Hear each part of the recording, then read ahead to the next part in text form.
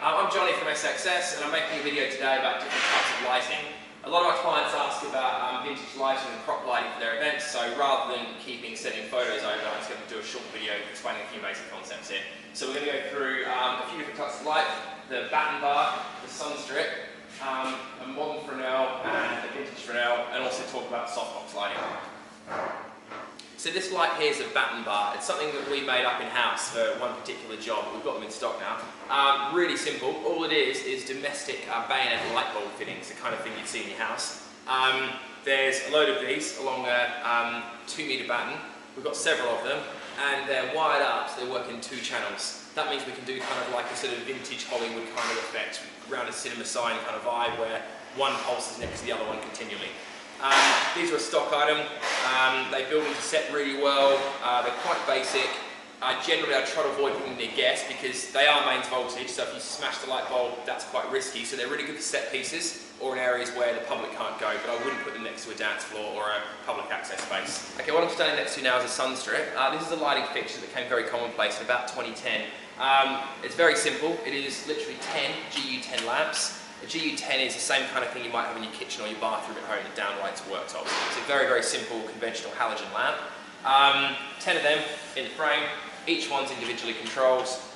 They're really good as a blinder effect on stage, and you'll see these on a lot of European style, kind of top of the pops, kind of Eurovision style gigs. They're very popular, that kind of thing. We also sometimes use them as floor light on stage if you want to get some light from down low. You can also sometimes use them as key light for things like fashion shows. The downside of them is, so if you put them at the ground, you get a lot of hard shadows coming up. If you use them as a front light, they just don't really have the power that we'd normally use for front light on performers. You know, we use things like Fresnels or profiles or whatever. They have their place. The main use we use them for these days, though, is upstage backlighting, blinding, and also as a decorative feature. If you look at the way they're done now, they're dimmed right down to a sort of warm orange glow. At the back of the stage, that can be quite a nice effect for some things, also across the lip of the stage or at the floor at the back of the stage. So, quite a specialist bit of kit, but they've got their places and we use them quite extensively. At the moment, this is rigged on a tank trap, which is a steel base plate with a scaffold. Very, very simple and quite a common way of rigging them. So that is the sun strip. So what I'm standing in between here now is 2 Fresnel lights. These are a theatre light, and what defines them as being a Fresnel is the concentric rings in the lens. What that does is makes the light come from a range of different sources, so when it hits a subject, it's a much more diffuse, softer light. That's distinctly different from a profile light, which is like a source for spotlight, which is more of a point source of light, which means the light's a lot harder shadows, which makes it feel more cold and stark on stage, which can be an effect you might want, but Fresnels are good because the light's softer, it's normally better for camera, and it gives a much more sort of diffused, softer light over your subject. We've got 2 different types here. This is a much more modern one. It's a 2K lamp in there, which is 2000 watts, so pretty bright. And it's got, you know, mid-sized lens on it and barn doors. This one here, same lamp, but a much larger lens, which means it gives it a softer light, less shadows, and more diffused. The good thing with this one as well is it's quite a vintage fixture. I think it's from the 60s or 70s. So when clients want to have something on their event, which is kind of like a prop or a set piece, this is exactly the kind of stuff that we normally like to use. With both of them, they've got barn doors.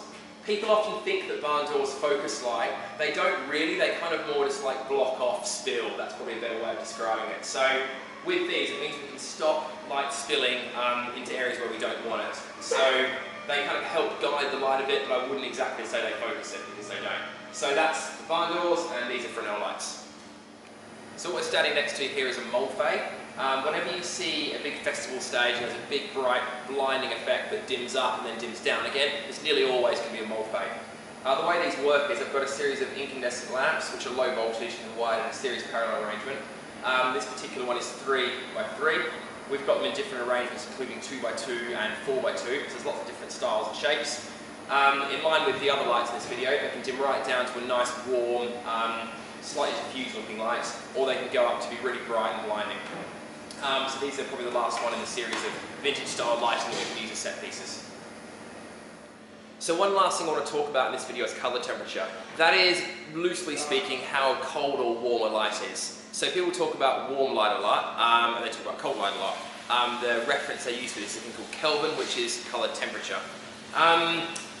There's a lot of misnomers in this world because people talk about colour temperature with LED and it all gets a bit confusing because they mix it up with fluorescence. In reality, colour temperature only really applies to incandescent light sources. Incandescent means something's actually physically burning, which is what a conventional light bulb does. The filament is literally burning.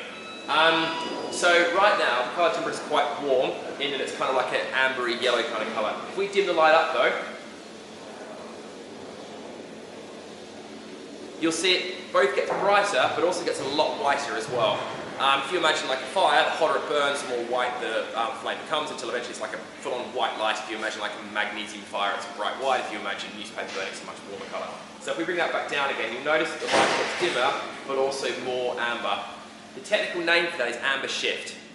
So, when people do vintage style lighting, the normal perception is it's a nice warm kind of amber shifted light like that. So often what we'll do is we'll use massively overpowered lamps, like a 2K lamp, and dim it right down to about 10%, so we get a really, really nice warm candle-like glow out of it. Conversely, if we want to get a really crisp, sharp light for, say, fashion show lighting or for something that's going to go on TV or cameras, whatever, we might use a lamp which is going to be at its full power, so it's a much whiter, higher colour temperature. To complicate things a little bit further, there's also a thing called colour temperature correction. So let's say we want a nice big lens like this and a big light, and it's got a really powerful lamp in it, but we want it to be white but not bright. We can put a thing called colour temperature correction over the front. What that is actually a blue gel. It's a very light blue, and once you put that over the top, it makes the yellow light appear more white. So that's colour temperature correction.